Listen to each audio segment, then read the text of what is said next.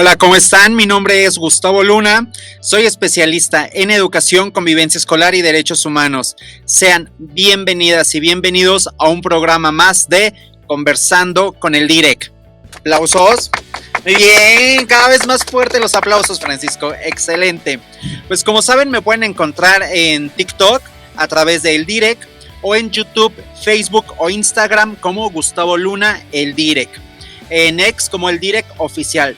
De cualquier manera, Francisco va a poner aquí abajo todas las redes sociales en donde nos podemos contactar. Oigan, les quiero agradecer por la participación de estar aquí en estos programas semana con semana. Este ya es nuestro 5º programa y pues cada vez hay un número mayor de espectadores. Compartan este video, compartan este en vivo, compartan esta transmisión a través de las redes sociales porque muy seguramente esta información le va a ser útil a alguien más. Recuerden que pueden colocar sus comentarios y al final o casi al final del video vamos a estar estableciendo un diálogo.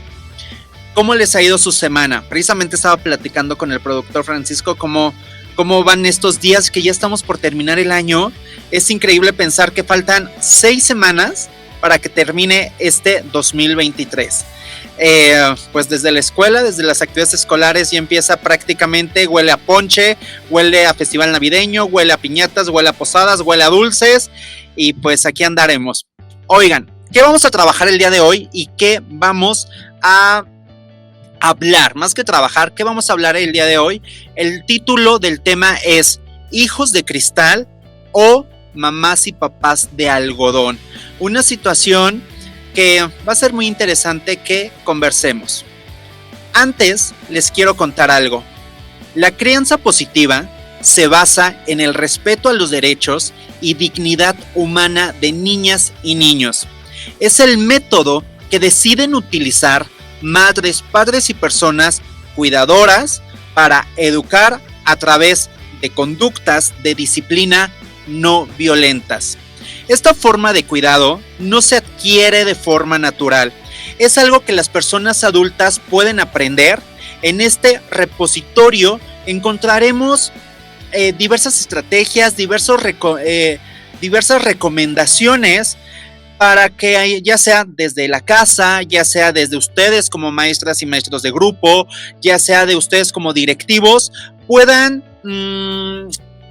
tener a disposición y promover lo que es una crianza positiva, una crianza a partir de la ternura, una disciplina formativa como parte del desarrollo integral de niñas y niños. Debemos de recordar que la violencia afecta de forma negativa la vida de las personas. Y cuando se vive en la niñez o en la adolescencia puede impactar gravemente en su desarrollo, incluso de la misma forma que la falta de alimento, vulnerando los derechos a la salud, a la educación, a una vida libre de violencia. La disciplina violenta ha estado normalizada en nuestra sociedad por mucho tiempo. Por ejemplo, en la encuesta nacional sobre discriminación en México que se realizó en 2010, señala que el 40.2% de las personas adultas considera justificable golpear a un niño o a una niña cuando se porta mal. Y un 25.3% señaló que es justificable como parte de la educación. Sin embargo, muchas personas se dieron cuenta de que es posible acompañar la educación de niñas y niños utilizando métodos positivos y afectivos, pero para que ello funcione se requiere reaprender a relacionarse como familias y sobre todo como comunidad. Implica comprender que los golpes, los gritos, evitarán momentáneamente que se presente una situación de conducta negativa. Sin embargo, esto no va a hacer que se puedan desarrollar personas autónomas, capaces de tomar decisiones y que es un proceso que requiere trabajo y paciencia, pero sobre todo mucha conciencia, porque la única forma de construir una sociedad distinta que vive y recrea una cultura de paz y de respeto a los derechos humanos es ir desaprendiendo para aprender otras formas de hacer las cosas. Sabemos que la crianza positiva no tiene una fórmula mágica para ponerla en práctica. Por ello, el día de hoy vamos a trabajar sobre este término coloquial que se conoce como hijos de cristal o mamás y papás de algodón. ¿Cómo lo estamos viviendo en las escuelas? ¿Cómo estamos viendo esta crianza que no es una fórmula mágica, pero que se debe de poner en práctica y sobre todo que sea respetuosa, basada en el amor, basada en la consideración, pero siempre sin violencia? Todo esto vamos a hablar en estos próximos 45 minutos más o menos. Por favor, dejen sus preguntas, sus comentarios en las transmisiones en vivo en donde nos están siguiendo. Hay un término, y les quiero contar esto, porque normalmente se van popularizando diversos conceptos que llegan a los extremos y se van mal manejando. Y uno de ellos es esto de los hijos, los niños y las niñas de cristal. Y es muy importante entender que no hay una condición, no existen de una forma médica, no existen una forma de diagnóstico que pueda determinar el comportamiento de un niño o de una niña y que pueda decir es que es un niño o una niña de cristal. Es una situación más coloquial y muchas veces despectiva, y eso debemos de ser conscientes. El título del programa fue para poder hacer una reflexión sobre cómo nos estamos dirigiendo a estos niños y a estas niñas bajo la educación que están teniendo de casa. Y con relación a los padres, madres de algodón, también no es un estilo de crianza, no es una forma diagnosticada de manera profesional, simplemente es un término coloquial que se le da a un estilo de crianza cuando carece de normas, de límites, de reglas, y que va haciendo que las familias vayan en una situación de sobreprotección hacia sus hijas e hijos. Entonces, vamos a desglosar estos dos conceptos, vamos a identificar cómo se van relacionando desde la familia, pero sobre todo, lo que trata este programa, cómo va impactando en la escuela. Cómo el hecho de que haya una crianza tan sobreprotectora, haya una crianza que lleva a cabo que el niño, la niña, el adolescente no afronte ninguna parte de frustración, quiera ser completamente cuidado, y cómo eso va limitando diversas herramientas socioemocionales que, de acuerdo a su desarrollo, tiene que ir evolucionando.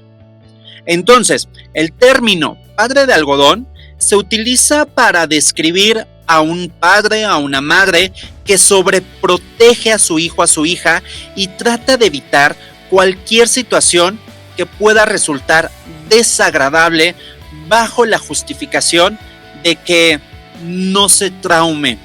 Y empiezo con estas comillas porque debemos comprender, y según psicólogos hay momentos o hay eventos que parecieran traumáticos para las personas.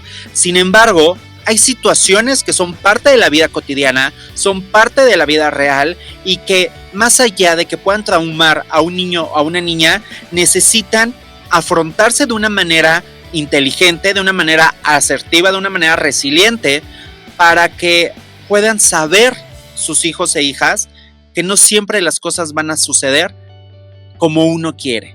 Siempre va a haber algo multifactorial y que uno debe de saber afrontarlo.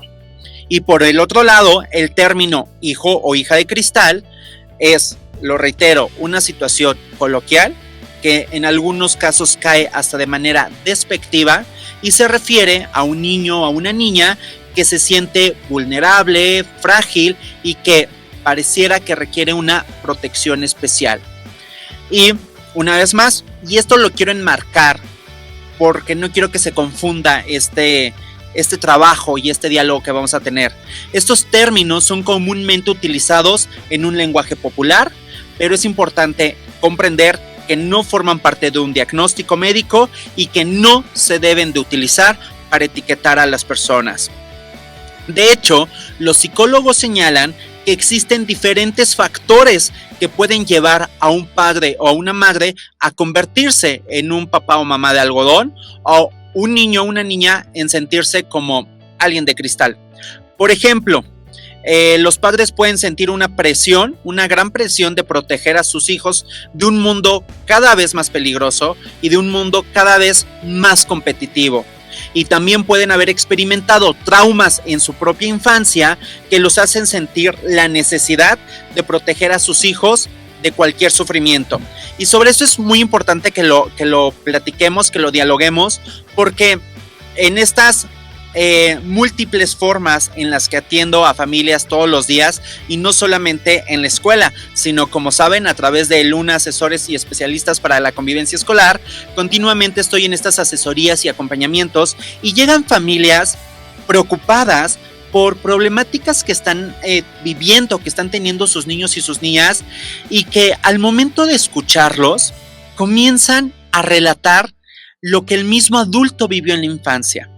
Y entonces es muy interesante escuchar al papá o a la mamá decir: lo que pasa es que mi hijo está sufriendo o está padeciendo esta situación, y yo cuando fui niño, yo cuando fui niña, la viví también, y no quiero que mi hijo pase por esto. Y entonces la verdad sí exijo que haya una solución, o sí exijo que haya cartas en el asunto, o medidas que garanticen la seguridad de mi hijo o de mi hija.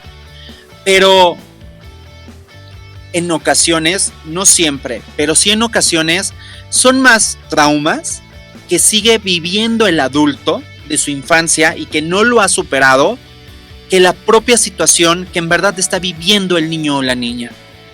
Y pues para comenzar y saber si ustedes son papás o mamás sobreprotectores, voy a hacer 2 preguntas que pido que reflexionen en el transcurso de esta transmisión y al final las contesten en los comentarios. ¿Cómo saber si soy una mamá o un papá sobreprotector? Son 2 muy sencillas. La primera: ustedes le hacen a sus hijos varias cosas que sus hijos podrían hacer con relación a su edad. Es decir, tiene su hijo o su hija 5 años y aún le amarran las agujetas, aún recogen sus juguetes, aún pueden traerle o le parten la comida, cuando muchas de ellos, de ellas, ya lo pueden hacer.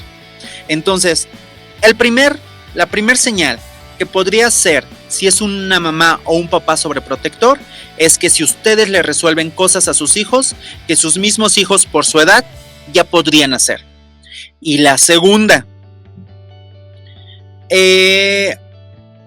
ustedes conocen la actitud y conocen a un niño o a una niña que sea sobreprotegido y que sea agradable.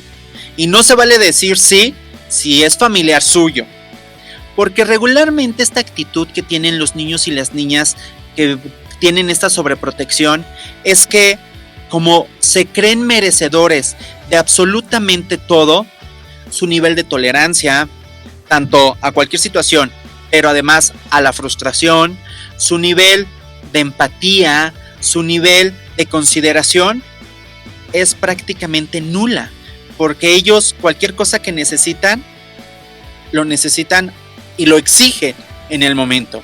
Entonces, esas 2 son las primeras señales para saber si somos mamás o papás sobreprotectores. Entonces, hay que reflexionarlas.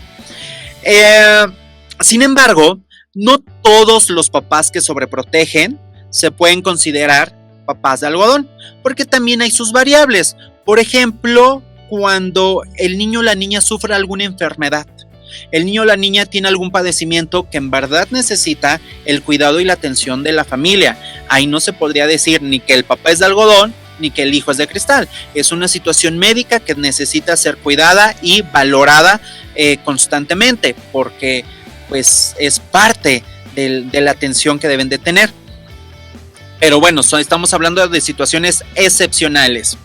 La psicóloga y autora Julie Lincott ha advertido en sus publicaciones y entrevistas sobre los peligros de la sobreprotección parental, pero también ha señalado que los padres que sobreprotegen a sus hijos no necesariamente tienen una patología o trastorno, pero sí hay algo que les causa un temor y que ocasiona que ese temor se lo traspasen a sus hijas e hijos.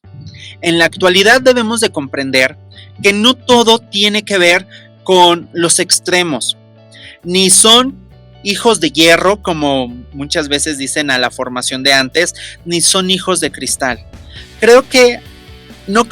Estoy convencido que la sociedad ha evolucionado tanto que ahorita nos damos cuenta y nuestros niños, nuestras niñas, nuestras adolescencias pueden visibilizar situaciones de violencia, situaciones de maltrato, tienen el derecho a indignarse y sobre todo exigir una educación basada en el respeto. Y como adultos también debemos de ir evolucionando y debemos de comprender que la educación a través de la violencia, la educación a través del temor, la educación a través de la amenaza, no es lo más correcto. O sea, no es una situación que debemos de naturalizar.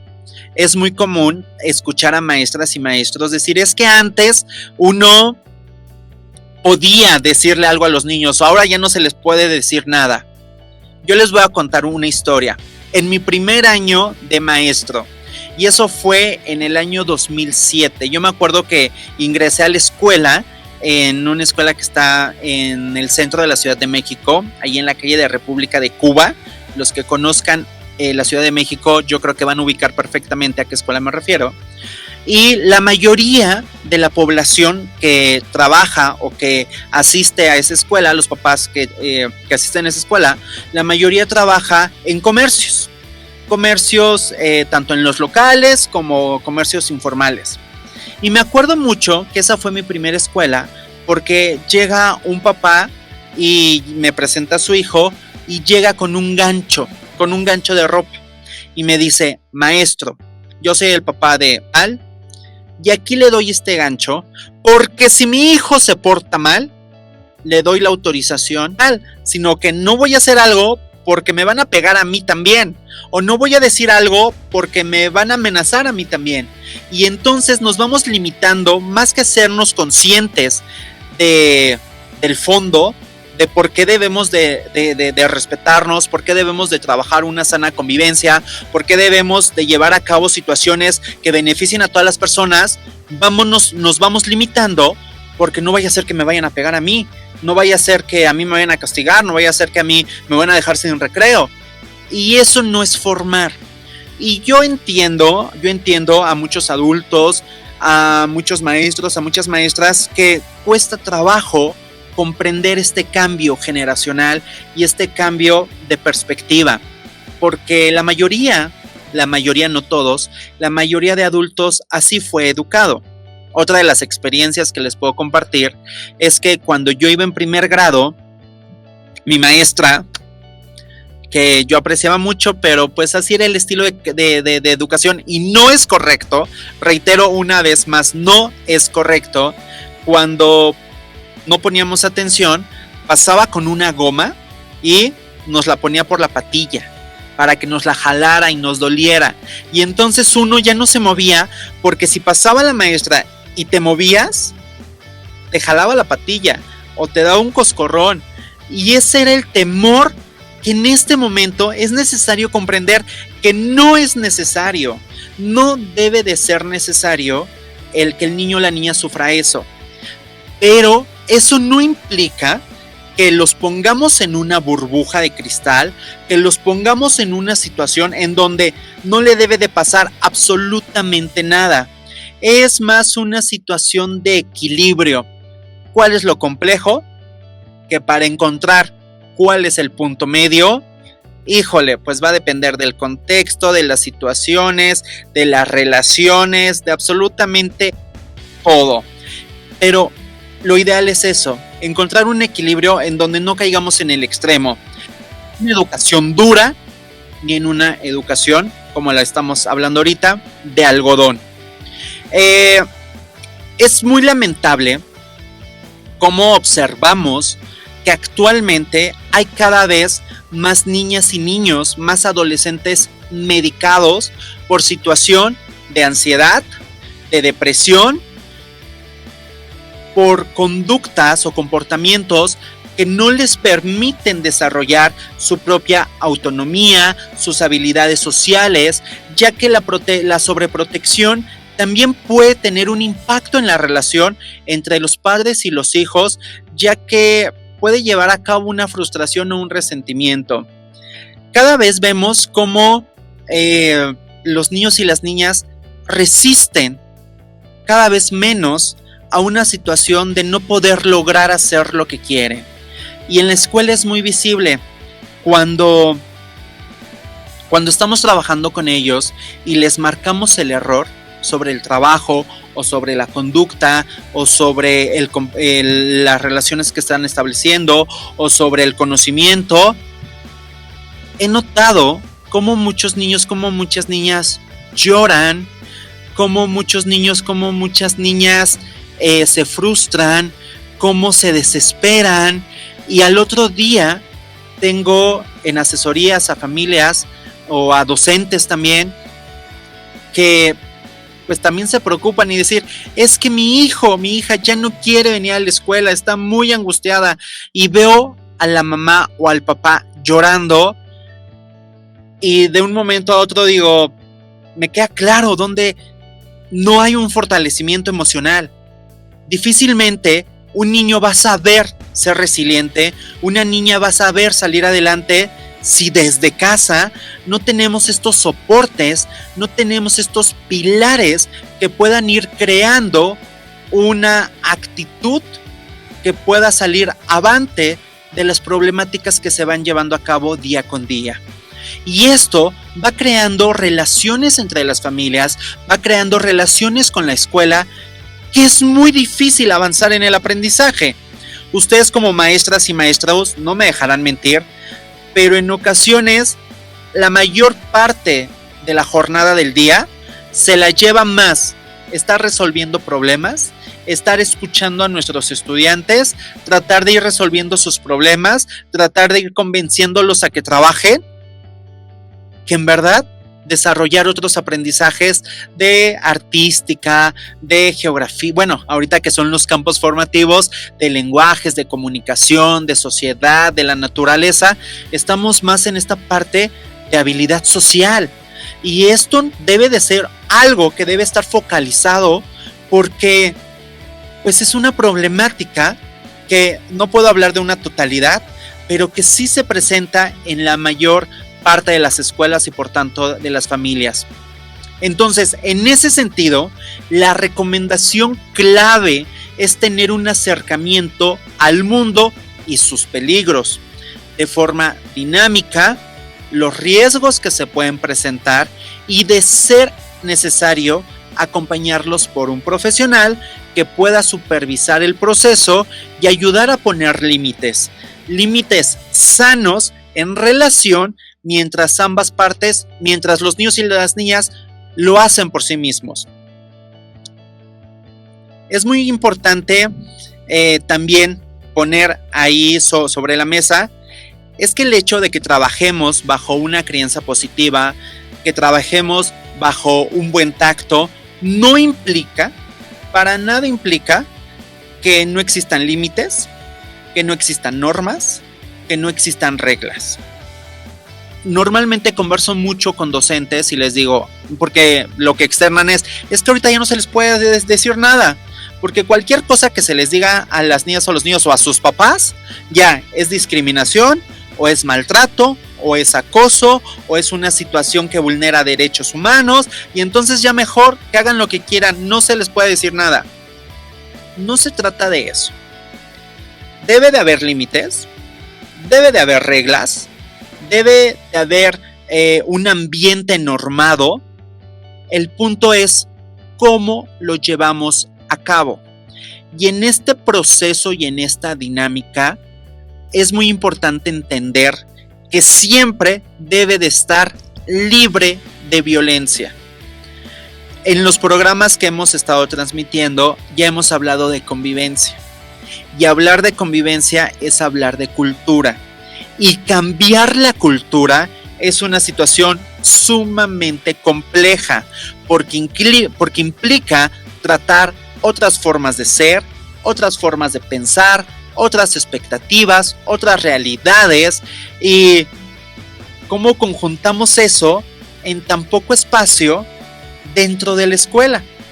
A lo mejor lo podrán hacer dentro de las familias, y eso si el estilo de la crianza de la familia coincide, pero ¿cuántas veces no hemos tenido confrontaciones entre lo que dice la abuelita o lo que dice el papá o lo que dice la mamá o lo que dice el tío, donde no hay una convergencia?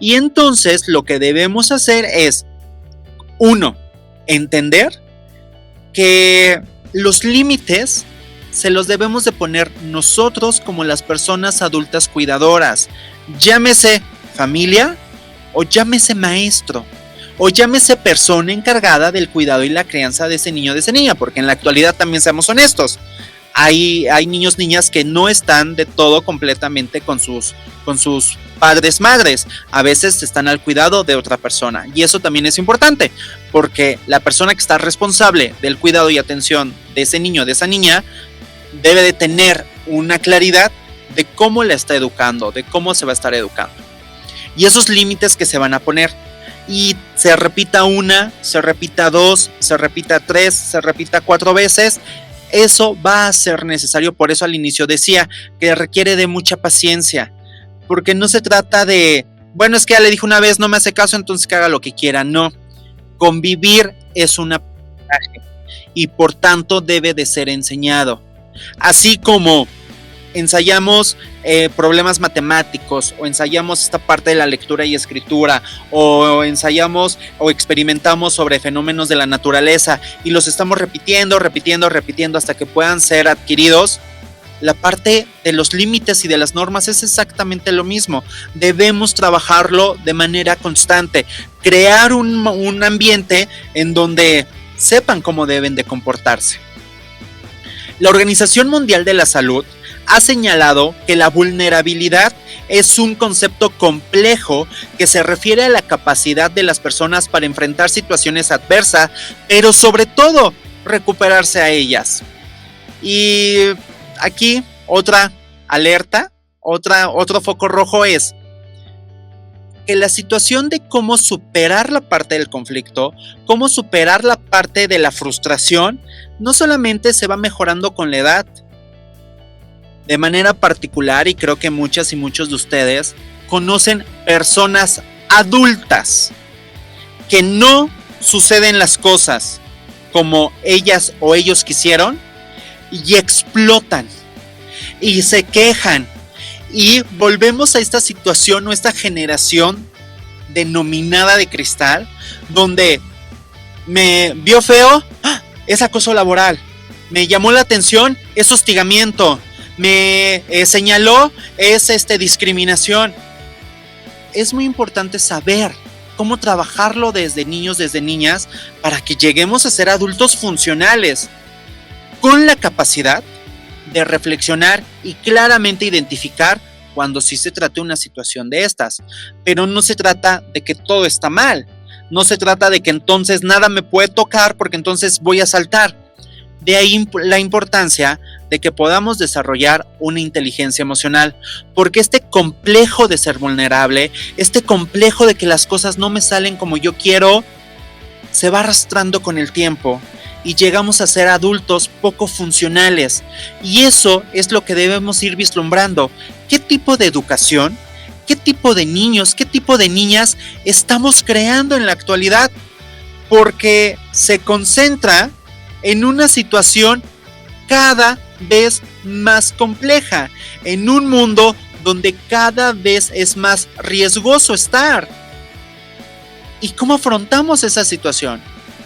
¿Cómo bajo esta imagen del papá o mamá de algodón no permitimos que a nuestro hijo o nuestra hija le pase algo, pero cuando va creciendo y sale a una realidad, se va a afrontar a situaciones que no le enseñamos cómo resolverlas, que nunca le enseñamos cómo atenderlas, cómo sobreponerse ante las cosas de crisis o ante acontecimientos que puedan llegar a desestabilizar? Si bien es cierto que algunos niños pueden tener mayor vulnerabilidad debido a experiencias pasadas o situaciones muy precisas, la misma Organización Mundial de la Salud señala que esta vulnerabilidad no debe ser vista como algo estático, como una debilidad. Y esto también yo lo refiero, por ejemplo, cuando llegan a consulta o cuando llegan a asesoría, papás, mamás que tienen hijos o hijas con un diagnóstico de un trastorno de déficit de atención, ya sea con hiperactividad o sin hiperactividad. Y entonces llegan las familias y me dicen, lo que pasa es que mi hijo está teniendo muchísimos problemas en la escuela, pero su maestra no entiende que tiene TDA o que tiene TDAH. Entonces, pues si está así, la maestra no entiende que mi hijo tiene una condición y que ella debe de ponerle mayor atención. Y lo primero que le digo a estos papás es, entendamos que el que su hijo presente una condición o un diagnóstico como puede ser el trastorno con déficit de atención con hiperactividad, no implica que su hijo o su hija no entienda las normas o las reglas. Implica que para que él pueda poner atención y se las pueda apropiar, requiere de una rutina más precisa, o requiere de indicaciones concretas, o requiere del uso de materiales tanto concretos como visuales, auditivos, requiere llevar a cabo precisiones que le ayuden a entender qué es lo que se espera de él. Pero el que un niño o una niña esté diagnosticado con TDAH no implica que no sepa atender reglas. No implica ni justifica que no siga indicaciones. No implica o justifica que va a ser agresivo con las demás personas. Y entonces, muchas veces, estos papás o mamás denominadas de algodón, lo que tratan es justificar a sus hijos e hijas de absolutamente todo lo que sucede, de absolutamente cualquier conducta que pasa. Y eso va creando personas cada vez más irresponsables. Eso va creando personas que difícilmente actúan con la verdad porque siempre van a buscar una mentira para justificarse. Y eso es preocupante porque yo también en esos 16 años que llevo de servicio, al día de hoy no ha habido el momento, no ha habido la ocasión en el que después de platicar con mamás o papás, ellos me digan, entiendo, maestro, ¿no? Ahorita como director, mi hija es responsable, vamos a hablar con él. En estos 16 años que llevo de servicio, hasta el momento, ninguna familia me ha dicho, mi hijo es el responsable, mi hija fue la que ocasionó. Siempre es justificar, y es la otra persona, no, es que lo hizo porque él provocó primero, y eso lo hace más complejo en las escuelas.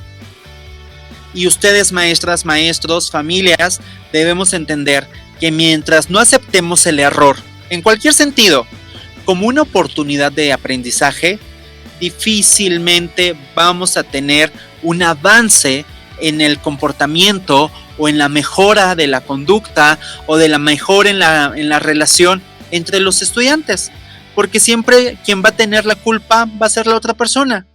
Y yo como papá o mamá sobreprotectora no voy a permitir que mi hija sea sancionada o que tenga una medida disciplinaria o que haga un trabajo extra, porque mi hijo no, ella no hace eso. Otra cosa que es muy constante escuchar en las familias sobreprotectoras es cuando los niños o las niñas están en primero o segundo de primaria, incluso en preescolar me ha tocado dar consulta a papás de preescolar y me dicen, es que mi hijo nunca ha tenido ese comportamiento, por eso desconozco que haya aventado, roto, empujado, dicho, lo que sea. Y yo les digo, ¿cuántos años tiene su hijo? No, pues tiene 6 años o tiene 5 años. Y cuando reitero, ok, ¿y nunca lo había hecho? Me dicen, sí, nunca. Les digo, papás, mamás, ¿saben cuántas cosas les faltan a sus hijos todavía por vivir? ¿Cuántas situaciones les hacen falta a sus hijos e hijas todavía por hacer? ¿Por qué? Porque el hecho de que esté en primer grado y no pasó algo en preescolar, no implica que no suceda en segundo año, o en tercer año, o en la secundaria, o incluso en la preparatoria, incluso en la universidad. Si sus hijos o hijas llegaron de cierta circunstancia o cierta característica o cierto comportamiento a universidad, no implica que estando en ese nivel no hagan algo que nunca hicieron ni en preescolar, ni en primaria, ni en secundaria, ni en preparatoria, porque entonces nada más nos ponemos a justificar y decimos, no, es que mi hijo no es capaz de hacer eso. ¿Por qué no? Es una persona con una autonomía, con la capacidad de tomar decisiones, pero sobre todo con la posibilidad de equivocarse, con la posibilidad de cometer un error, de cometer una falta que si no ocasionó o que no pasó en toda su vida anterior, pues entonces nos debe de ocupar por qué está pasando en este momento, por qué está sucediendo algo que no había sucedido y por qué ahorita sí está sucediendo. Y es como los papás debemos de ir guiando, debemos de ir orientando, debemos de ir dando situaciones, pequeñas dosis, para que los niños y las niñas aprendan a tomar parte de la vida, de sus riesgos y de los peligros a veces que existen, de una manera que cuando los tengan enfrente sepan cómo reaccionar, sepan cómo decir no, sepan cómo alejarse, y si llega el momento en que necesitan ser llamados de atención, necesitan ser, pues sí, de alguna u otra forma aplicar una medida disciplinaria formativa que los ayude a crecer, alguna medida disciplinaria correctiva que les evite hacer una u otra cosa, se tiene que hacer, y se tiene que hacer en el momento. En verdad, toda esta experiencia con mamás y papás que tengo todos los días, tanto dentro de la escuela como fuera de la escuela, me permite establecer criterios en donde puedo determinar que actualmente la misma figura de autoridad de las familias se ha ido perdiendo, o se va al otro extremo, se va a un papá enérgico, duro, donde también no hay capacidad, no hay espacio para el error, y si algo sucede, pues va un castigo ejemplar y va una situación en donde van educando a sus hijos con temor, y eso tampoco es correcto, tampoco está bien para generar una sociedad cada vez más consciente de lo que está pasando. Por eso me gustaría dar estas recomendaciones con ustedes, me gustaría dar estas sugerencias que quedan como eso, sugerencias, ya que también algo que les puedo decir es que he aprendido que del error más grande que se le puede decir a una mamá o un papá o alguna familia es que están educando mal a sus hijos o a sus hijas. Cada familia, soy muy consciente que dentro de su perspectiva hace lo mejor que cree que le puede proporcionar a su hijo o a su hija, que es lo mejor o el mayor esfuerzo que está haciendo. Y pues uno desde la parte externa no puede decir estás educando mal o estás cometiendo un error, porque la propia familia pues tiene ciertas actitudes o ciertas acciones dependiendo sus propias creencias, su propio origen, su propio comportamiento, sus propias costumbres, su propio enfoque. Pero sí debemos de tener como un punto medio, un punto en común, en donde independientemente del estilo de crianza que le demos a los niños, a las niñas, debemos de ser muy conscientes. La primera es que debemos entender y debemos hacerles entender a los niños y a las niñas que van a pasar por situaciones que los van a hacer crecer y que los van a hacer aprender. Y que si todo fuera perfecto, si todo saliera exactamente como uno lo planea, no habría oportunidad para ser mejor, no habría oportunidad para cambiar decisiones, no habría oportunidad para poder hacer las cosas de manera diferente. Y por eso es bueno equivocarse, por eso es bueno caer en el error, porque eso nos da otra mirada y otra perspectiva de hacer como las cosas, de cómo hacer las cosas. Y eso se lo tenemos que enseñar a las niñas y a los niños. De lo contrario, nunca lo van a aprender y van a llegar a ser adultos muy poco tolerantes, en donde en lugar de ser útiles para la sociedad, van a convertirse en una barrera o en un obstáculo para poder avanzar. La segunda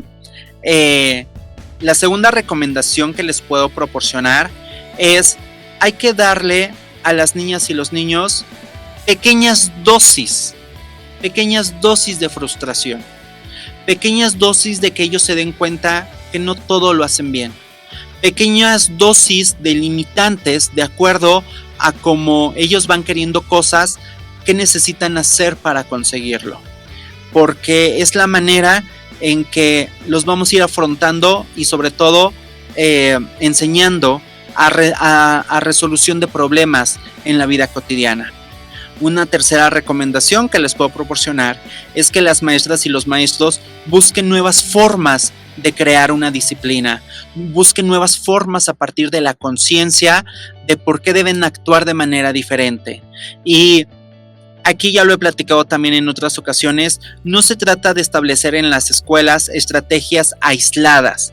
Hoy trabajo el semáforo, mañana trabajo los amigos silenciosos y quien se porte bien los tiene y quien se porte mal se van, porque eso va únicamente modificando la conducta o el comportamiento en el momento, pero no es permanente, y muchos de ustedes, maestros y maestras, no me dejarán mentir. Hacen una estrategia de convivencia o de normas o de límites y les funciona cierto tiempo. Después, ya a los niños, a las niñas ya no les interesa seguir ni con el semáforo, ni con los ganchitos, ni con los amigos silenciosos, ni con el listón que van cortando. Llega a ser completamente irrelevante para los estudiantes. ¿Por qué? Porque no hay un cambio profundo. Y lo que se tiene que cambiar es la propia cultura, lo que se tiene que cambiar son las propias estrategias para que entendamos que debe de haber otra forma de convivir. Una cuarta recomendación sería que las familias deben de entender que el trabajo que hacemos desde las escuelas también implica formar a sus hijos e hijas.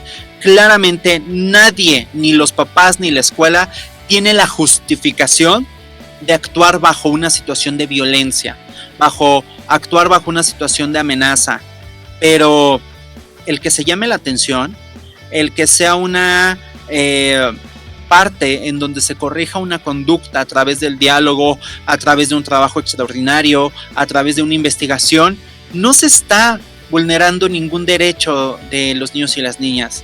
Se está trabajando desde una parte formativa en donde deben de entender que hay conductas que necesitan cambiar, hay conductas que necesitan ser diferentes y deben de respaldar estas acciones que tienen de las maestras y los maestros, porque de lo contrario, el niño se vuelve un ente en donde ve a mamá, ve al maestro o ve al papá, ve a la maestra y pues voy a ir a donde me conviene. Y eso a veces ocasiona que los niños y las niñas mientan, porque eso también es verdad. Y ahí va la quinta recomendación que se relaciona con esta. A las niñas y a los niños hay que creerles como papás, como mamás, siempre, porque son los pilares de confianza que deben de tener. Pero esto va unido a que papá y mamá también siempre tiene que ir a verificar el dicho de su hijo o de su hija a la escuela, porque los niños y las niñas se van dando cuenta que si mamá o papá de todo lo que le digo, todo me cree, pues llega un momento en el que no va a poner en duda mi palabra y en efecto, lo que yo le cuente me lo va a creer sin chistar, cuando a lo mejor las cosas sucedieron de otra manera. Por eso yo a las familias les digo, créanle a sus hijos, está bien, porque son el pilar fundamental de la familia, es el pilar fundamental en donde su hija se tiene que acercar ante cualquier situación que se sienta en riesgo o en peligro. Pero vaya a verificar a la escuela, pregunte al director, pregunte a la maestra, al maestro cómo sucedieron las cosas, escúchelo, entienda, pero sobre todo acepte en caso de que su hijo o su hija haya cometido un error, porque de lo contrario, como escuela también va a ser muy difícil trabajar esta parte. Y pues nuestro trabajo principal es ese, llevarlo en ese sentido. No sé si tenemos algunas preguntas o algo. Ok, Bien, aquí tenemos algunos comentarios. Dice Daniel Rodríguez, ¿cuál es su punto de vista sobre la imposición de los derechos humanos en la educación? Solo vinieron a limitar la correcta forma de educar.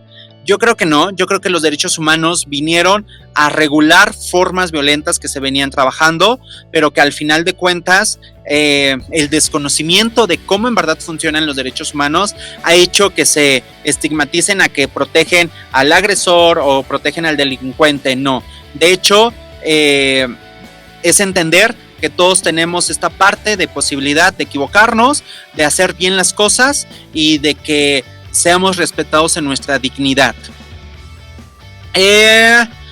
Tengo aquí también comentarios en la transmisión.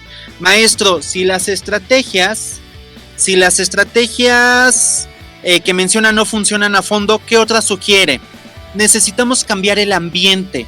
Las estrategias deben de ser permanentes, no estrategias aisladas. Yo creo que todas las estrategias funcionan, pero tienen que ser un conjunto del ambiente. El ambiente tiene que ser normado. Si las hacemos aisladas, va a ser imposible.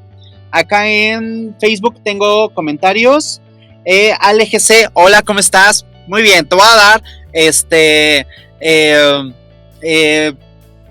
productor o debe decir cliente distinguido, pero no, porque no eres cliente. Pero muchísimas gracias por estar aquí, AleGC. Muchos saludos. López Gaby, totalmente de acuerdo. Ahora no aceptan los mismos papás que maleducan a sus hijos. Así es, Gaby, así es. Y es muy difícil decirles todo lo contrario. Los niños son sujetos de derechos, hay que trabajar con la autonomía progresiva de los derechos humanos. Así es, y voy a tomar este comentario de AleGC para hacer esta aclaración. Los niños y las niñas son sujetos de derechos, no objetos para protegerlos. Es decir, ellos tienen que ir aprendiendo, tienen que ir avanzando. No es algo que pongamos en una esfera y no les tenga que pasar nada. Y gracias por sus recomendaciones. Hay que hacer equipo, padres y maestros en beneficio de los niños y las niñas. Así es, así es. Dice, ¿cuál sería la última consecuencia permitida por el sistema contra el bully? Contra un bully. Ok, a ver, debemos de entender que nuestro alcance como escuela es formativa y educativa. Eso no lo podemos perder de vista. No lo podemos perder de vista.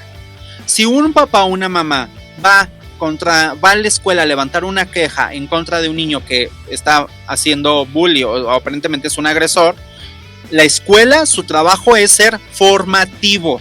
No somos una fiscalía, la escuela no es un ministerio público, la escuela no es una procuraduría. Por eso están estas instancias alternas y ellos en todo caso deberían de llevar un seguimiento. La escuela, el alcance que debe de tener es esta parte de orientar, de educar, establecer estrategias, educar a las familias. Por eso yo les recomiendo que ustedes busquen información y si no, reitero una vez más, a través de, me pueden encontrar en gustavoluna.org, damos asesorías a docentes, a familias o a directivos para llevar a cabo estrategias de convivencia que van enfocadas a educar.